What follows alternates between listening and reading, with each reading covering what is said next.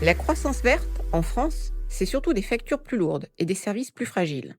Restez là, je vous explique tout en 3 minutes, grand max. Rosa veut parler d'économie? Cool, je sens que je vais bien me marrer. Je me fais un petit café et reviens. Attendez-moi!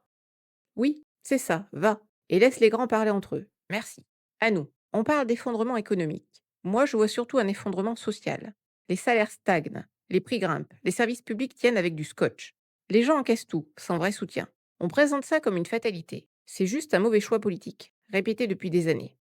On nous vend une transition verte ambitieuse. Je vois surtout une vitrine pour assurer les marchés. Beaucoup d'annonces, pas assez de moyens stables. On demande aux ménages d'assumer la facture. L'écologie sans justice sociale, ça ne marche jamais.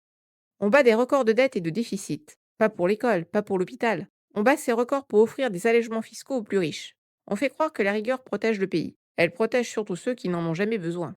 La droite parle de discipline budgétaire. On voit surtout un État qui protège les actionnaires. Relancer l'économie populaire, c'est augmenter les salaires bas, isoler les logements, créer des emplois utiles. La justice sociale n'est pas un coût, c'est notre seul moteur solide. Pas si vite. Je te démonte tout ça rapidement et tu récupères le micro. Fait numéro 1. La France est championne mondiale de la pression fiscale. Fait numéro 2. On fait partie du top 3 mondial pour la redistribution et pour le poids de l'État sur PIB. Fait numéro 3. Les 1% les plus riches payent déjà une des fiscalités les plus lourdes du monde, même avec leur niche. Voilà, 3 données, pas de slogan, avec les sources en description. Maintenant, Rosa va vous expliquer comment on fait pire avec plus d'argent. C'était Monsieur Vérité, à vous les studios. Merci Procope. Toujours les mêmes chiffres, toujours la même histoire. Des faits, oui, mais déconnectés de la vie réelle. Qu'est-ce que... Non mais non. Tu as eu ton intervention, ça suffit. Pas de micro pour toi. Il est pas croyable. Il nous colle des règles dans tous les sens et c'est le premier à vouloir les contourner.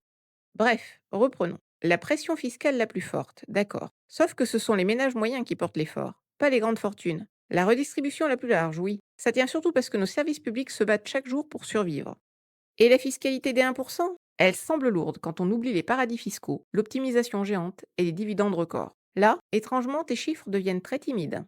La vraie question, ce n'est pas combien on prélève, c'est ce qu'on finance avec. L'école qui ferme une classe, l'hôpital qui manque de personnel. Ça, tes statistiques ne le voient jamais. Et, bizarrement, les cadeaux aux plus riches, eux, monsieur ne les rend jamais très visibles. Donc, merci pour tes chiffres, Procope. Moi, je parle de réalité. Et ma réalité, ce sont des millions de gens qui n'arrivent plus à vivre dignement. Et non, tu ne reprendras pas le micro. Flûte à la fin. Bon, le café, c'est fini pour lui, il est intenable là. Et par pitié, abonne-toi, cloche pouce en l'air, parce que je sens que si les stats de la vidéo ne lui plaisent pas, ce sera encore plus de café et je devrais supporter ça. Allez, bisous.